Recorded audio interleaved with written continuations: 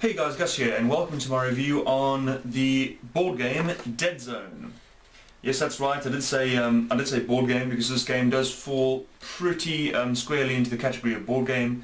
But let's be honest, the two overlap. Wargame and board game, they do overlap. Okay, so Deadzone is a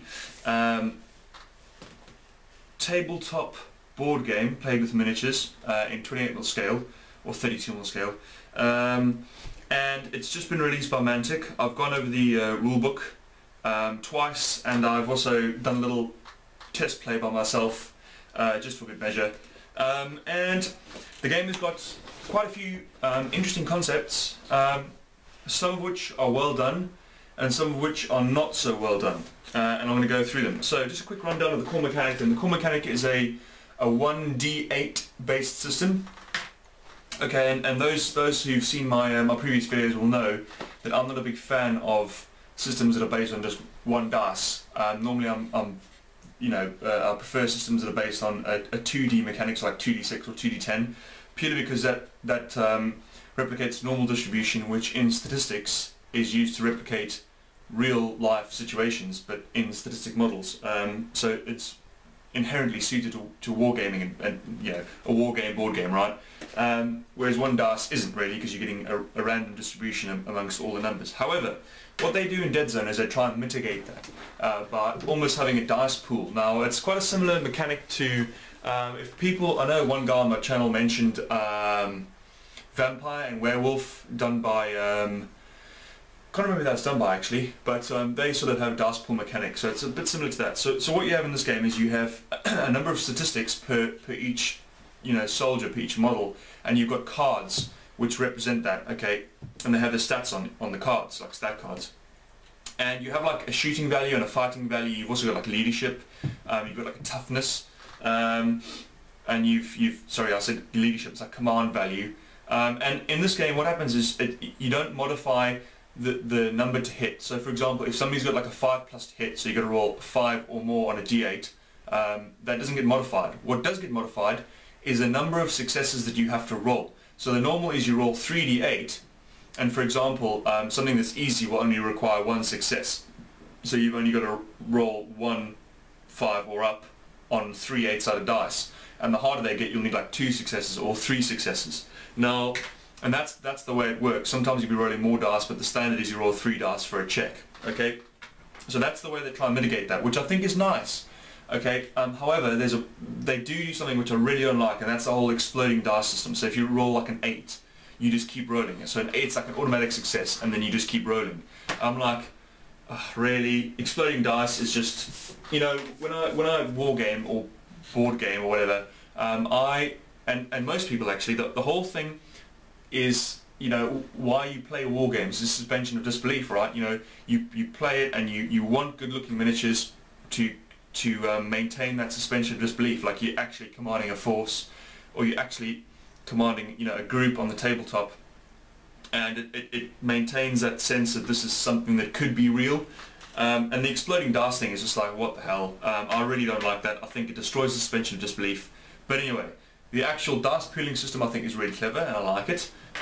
But the exploding dice thing is just silly. I mean, dystopian was as well. It's really artificial, and I don't like that. Now, so I mean, look, Deadzone is an interesting system, and I'm going to go through a couple of the other things as well. Now, the way that the game's movement works, okay, and this is why it's classified as a board game, is you've got a number of 3-inch cubes. So they're not squares, they're cubes, because they're 3-dimensional. 3 inches by 3 inches by 3 inches, right? So it's a cube. And the board is divided down into, I believe it's 18 by 18, the play map that you get. Now, this is a bit of a weird one, because I read through this several times in the rulebook, and I was like, this doesn't make any sense. The rules kind of contradict themselves. So the idea is, right, you've got these cubes, and you can occupy stacked cubes one on top of the other, so you can occupy multiple levels, as well as obviously moving around the board as normal. Okay. Now the way it works is you also got these cubes, and you can block them off with terrain. Okay, and certain things can move through certain terrain or whatever, and you don't have to have a tape measure, because you're moving a number of cubes, and that's how range is measured as well. So for example, you've got like weapons will have a range of 3, so it's like 3 cubes in a straight line out from you or diagonally up to a different level. So that's fine. However, one of the things I was really confused by, and I had to read through this like 3 or 4 times, okay? And, you know, this is going to sound really cheesy, but I don't often get confused by rules. Like, it's very rare that I'll be like, what the hell?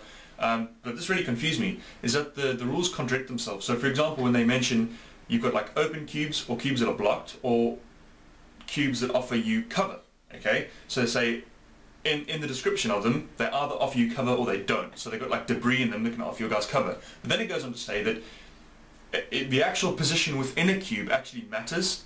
So now there's a problem with that. If you move diagonally in a cube-based system, you move further in distance than if you move straight on. Because obviously the distance from, if you look at a square, the distance from one corner to the other corner is far greater than the distance from one side to the other side.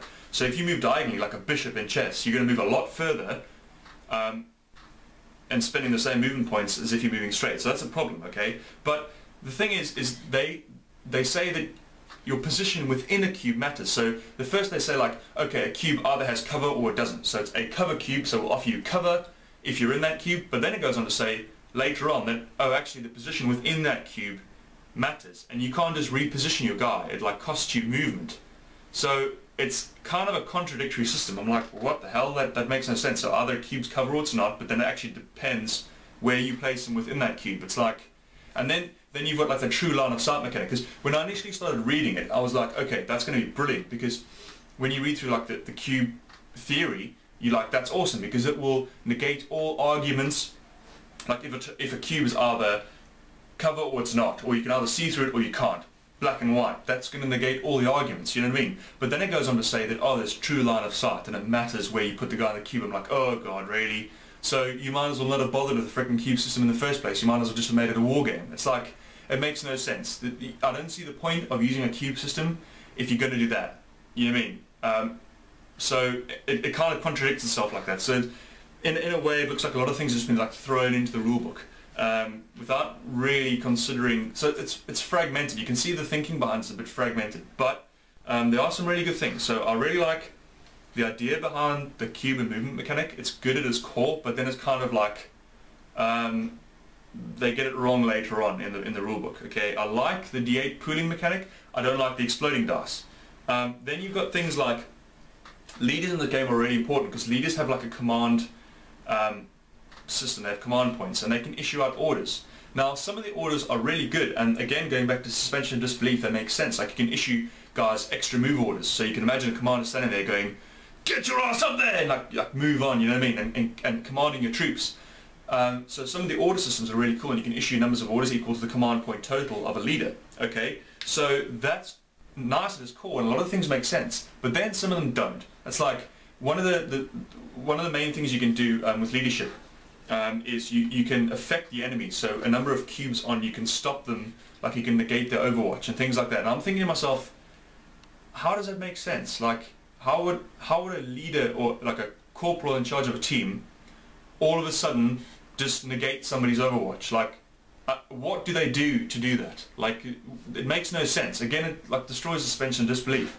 So things are a bit odd, and there's often no explanation to it as well. Like the rules are just like kind of listed, and there's no explanation of a commander does this and this and this, and therefore it has this effect. So there's no like flavor text behind it. It's just the commander does this and this is what happens. You know what I mean? Like the name and this is what happens. There's no like explanation. So I'm like, so some of the things don't make a lot of sense. However, again, the command system and the way it works is really good. Like there's a lot of potential there. So I'm just gonna flick through the rule book. Oh yeah, and also the stat cards. So I mean, I'll show you a picture of the stat cards here. So each guy's got their little stat cards there. Okay, and you can see in order they've got shooting, hand-to-hand combat, toughness. Then what's the next one? Yeah, toughness. Then their armor, and then right at the end they've got the command. Okay. Now, and then you've got in the game you've got battle cards as well. Now battle cards can get played like command. Essentially you spend like command to play your battle cards. So you've got like a deck of cards. So that, again, this goes back to it being like more of a board game. So you've got like a deck of cards. So now you're moving your guys throughout the cubes. Okay, you're rolling your 3d8 or your d8 core mechanic, your dice pool, and you're issuing out commands. So you've got like default commands and you've got like these battle cards. So you can play these battle cards and again, some of them make sense, but it's very board gamey, if that makes sense. There's no explanation. A lot of them aren't intuitive, and a lot of them don't make sense. Like you can't visualize these things happening in the game. Like they don't make sense in a suspension of disbelief, like in the world that is happening. All right. So again, it's a nice idea, but the way it's executed is, I don't think it's particularly good. So yeah, there we go. So that's the basis of the game. So you've got your DA core mechanic. You've got okay. So then you've got almost like your miniatures in the game can be a whole bunch of different types, like leaders or specialists or whatever. And you've got and I forgot to mention as well, within cubes you've only got a certain amount of space. So like models take up a certain size. So like bigger models take up more size, and you only fit so many in a cube. Then models have got things like suppressed or pinned, alert to enrage, so you can like pin guys so they don't move. So again, it's going back to very much like Necromunda. They've got Overwatch, right? So you can set your guys into Overwatch, so they fire in or move in, depending on what it says on their stat card. It says Overwatch, and they can do certain things, like they can shoot or whatever. And they can do things in your enemy's turn, which is fine because it's a skirmish game. So you know, turn by turn, it's all good. Yeah. So that's essentially the basics of the game, all right? I mean, then you've got all things like you've got like special abilities. So on your stat cards, it will say certain special abilities, like they can do certain modes of fire, or they can move certain ways, etc, etc, etc. And then it's got a whole list of all the special abilities, some of which are quite nice and some of which aren't. Yeah, and that's the basics of the game. So let me just go through the rule book, and I'll show you kind of like notable page by page. So the way the turn structure works then is you've got rounds. Okay, so a round is my turn and your turn. Once they're done, that's a round. Okay, so a round is broken up into turns. Okay, and then you like determine initiative just by rolling dice. All right, and then you activate models. Okay, so you alternate activation, which is nice. Okay, and if you've got like less models, then it's like you can activate less, and the other guy has to activate twice. So similar to like BattleTech in the way it activates. So you activate alternate models. You finish your turn, I'll finish my turn. You do the end of round, like cleanup phase, and then you go to the next round, etc., etc. So in that way, it's quite nice. But again, as soon as guys are throwing these like command abilities around, a lot of them don't make sense. I'm just like, so each guard then can take actions, okay? And you've got like short actions and long actions. So like commanders, a command action is like a long action, so it uses up their turn essentially, or their activation. And then like short actions are like a move. You mean, and a move of like, essentially works out to 4 inches really, because even though the cubes are 3 inches by 3 inches, if you move diagonally it's like 4 inches. So again, like Necromunda, because their moves are 4, right? So this is what I meant when I said like commands have things that don't make sense. So here we go. Now, going back to the exploding dice thing, what you can have is you can have double successes and triple successes. So remember I said that you only need to make a certain number of successes, and that's what determines difficulty, right? Now, if you double the amount required, it's a double. If you triple the amount required, it's a triple. So if you only required 1 success and you got 3, that's a triple. So you get like better results. Okay. So with the command then, so here we go. Okay. So I'll read you the command succeed. So these are like the basic abilities if you just succeed, not double or triple it. Okay. So choose one of the following options. Energy. Nominate a single unactivated friendly model within 4 cubes to take an immediate free short action. Okay, fine. Then we choose blah blah blah. Okay, so that makes sense. So your commander's like screaming at somebody, right, you move there. Oh shit, okay boss, yeah, and he runs off. That makes sense. Clarity. Okay, take the next battle card from the top of your draw deck and add it to your hand. Okay, yeah, he's coming up with plans that make sense. This is one that doesn't. Pause. Nominate an unactivated or overwatching enemy model within 4 cubes and then mark it as activated. And it's like, how do you do that? Like, how does a commander go, I see you, and he's like, ah, and then what the hell? Yeah, and they offer like no explanation to that. There's no like flavor text describing it anyway, and that's the kind of thing that I said doesn't make much sense. Now, you've got move short actions in here, moving through certain gaps. So certain size models can move through the gaps of terrain. You can pick things up. You can sprint. You can climb. Breaking off from close combat. You can fight.